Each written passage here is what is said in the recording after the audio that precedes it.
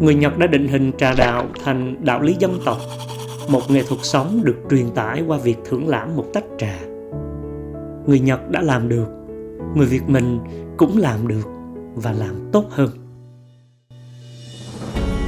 Với tình yêu và đam mê cà phê, Tập đoàn Trung Nguyên Legend nhận lãnh trọng trách nhà lãnh đạo ngành cà phê thế giới, nâng tầm vị thế của Việt Nam, quê hương của cây cà phê Robusta thơm ngon nhất thế giới. Để chuẩn bị cho sứ mạng lớn lao này, Tập đoàn Trung Nguyên Legend đã dành thời gian và tâm huyết trong nhiều năm liền để nghiên cứu về cà phê và ảnh hưởng của cà phê trong mọi lĩnh vực đời sống nhân loại. Từ đó nâng cao giá trị cà phê không chỉ là một thứ thức uống thông thường mà còn ở tầm mức cà phê văn hóa, cà phê nghệ thuật, cà phê tinh thần đến cà phê triết đạo. Trong chuỗi phim ngắn Cà phê triết đạo, người xem sẽ nhìn nhận đầy đủ và chính xác tinh thần cà phê trong tiến trình phát triển của lịch sử nhân loại, từ việc tổng kết lại quá khứ, quan sát hiện tại và kiến tạo tương lai. Trường đại học ẩn hình trong hàng quán cà phê Anh. Hàng quán cà phê ở Anh Quốc từ khi xuất hiện đã định hình là không gian hoạt động mang tính hàn lâm và kinh tế, nơi thống lĩnh những luận lý tư duy của Tây Âu. Cà phê du nhập vào Tây Âu từ thế kỷ 17 cùng với thời kỳ khai sáng.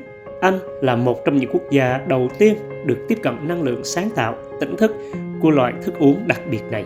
Tuy nhiên, nếu như ở Pháp và Áo, quán cà phê tọa lạc tại các đại lộ trung tâm, thì ở Anh, hàng quán cà phê lại hình thành trên những trục đường có phần khuất bóng gần các trường đại học London, Oxford, Edinburgh.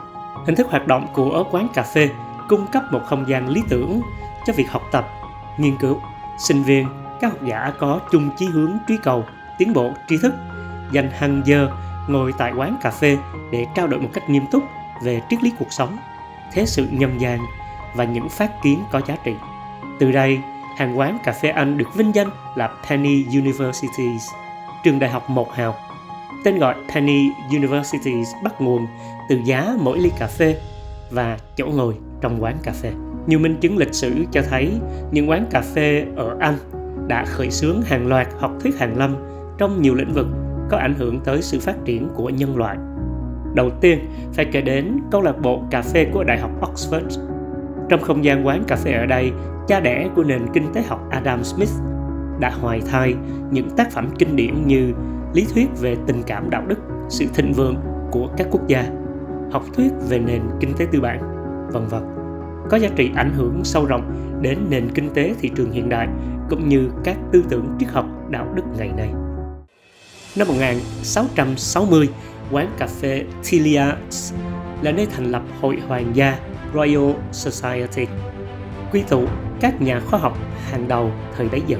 Hội Hoàng gia là tiền thân của Viện Hàn lâm Khoa học Vương quốc Anh, học viện khoa học uy tín nhất thế giới, phát triển tới hơn 8.000 thành viên cho tới ngày nay, với các tên tuổi lớn như Isaac Newton, Charles Darwin, Benjamin Franklin, Albert Einstein, Stephen Hawking, vân vân. Trong khi đó, từ quán cà phê ở Đại học Edinburgh, triết gia, nhà kinh tế học, nhà sử học David Hume đã viết nhiều tác phẩm có tầm ảnh hưởng tới ngành triết học hiện đại như tiểu thuyết luận về bản chất con người, các bài luận triết học về hiểu biết của con người, các nguyên tắc đạo đức. Không chỉ là nơi khởi nguồn cho các học thuyết hàn lâm, hàng quán cà phê còn là nơi sáng lập của các tập đoàn, tổ chức kinh tế và tài chính vang danh. Ở London, tập đoàn bảo hiểm Lloyds được thành lập tại quán cà phê Lloyds Coffee House. Sàn giao dịch chứng khoán Hoàng gia Royal Exchange còn gốc gác từ quán cà phê Jonathan's. Tổ chức chứng khoán hàng hải London Shipping Exchange ra đời ở quán cà phê Baltic.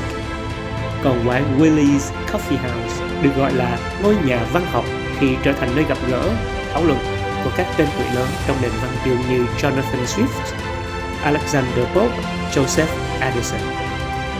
Có thể nói cà phê đã phát triển ở Anh Quốc theo một diễn trình khác so với các quốc gia ở lục địa Tây Âu, nhưng nhờ vậy mà đã mở hướng cho cà phê góp phần vào khát vọng thời đại bởi những thành tựu khai sáng nhân văn trong các Penny Universities.